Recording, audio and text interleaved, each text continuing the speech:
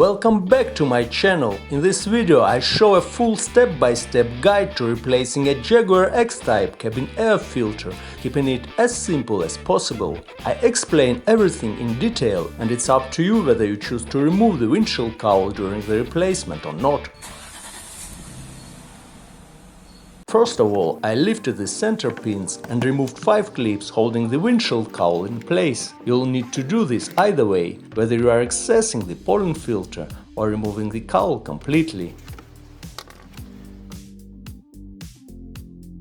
After that, I lifted and removed the wiper arm nut covers.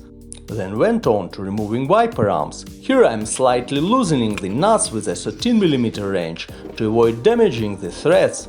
Once they are loose enough, I use a 19mm wrench to lever against the nuts. Then I get the wrench behind the wiper arms and pop them off. If you want a full breakdown of wiper arm removal and adjustment, I've got a detailed video on my channel. Actually, the most popular one. The link is on the screen and in the description below.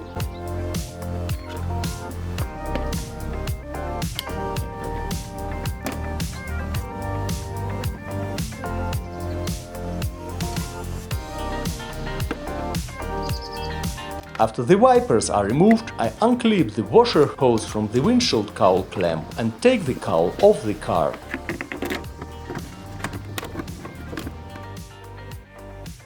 Once the windshield cowl is off, you can see plenty of old leaves and debris collected in and around the airbox. It's best to remove them using a vacuum cleaner. I hadn't got one at hand, so I cleaned the area with rags and wet wipes. I did this before removing the filter so that the leaves wouldn't fall into the heater under the dashboard. After that, I unfastened 2 clips holding a wire that runs towards the wiper motor. If you know exactly where it goes, feel free to share it in the comments below. Next, I lifted the clip securing the pollen filter in place and pulled it out of its housing. Once the filter was removed, I gave the casing another thorough clean.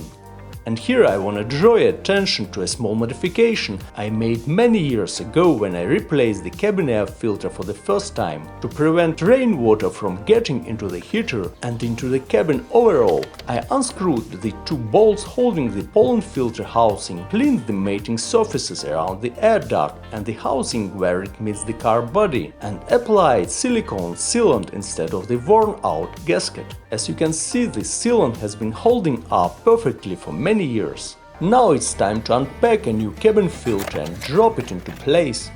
I'm using a Filtron filter since it's easy to find it where I live, but you might come across different brands in your area. I'll put a cross-reference list on the screen so you could quickly find a compatible option available at your place. Now I want to highlight something that the majority of quick guides do not mention. I've even seen people ignoring it and installing the filter incorrectly. The key point here is that there are tabs on both sides of the pollen filter housing that hold the filter element in place. The first folds on each side of the filter must be carefully inserted into the gap between these tabs and the housing. This isn't always easy to do, especially if the plastic has slightly lost its original shape with age, and even more so if the windshield cowl hasn't been fully removed. Once the pollen filter was properly installed, I lowered the retaining flap and refastened the 2 clips holding the wire running over the filter housing. Using a flathead screwdriver, I cleaned the cowl section that sits in the groove under the windshield, making sure it would go back into the place properly.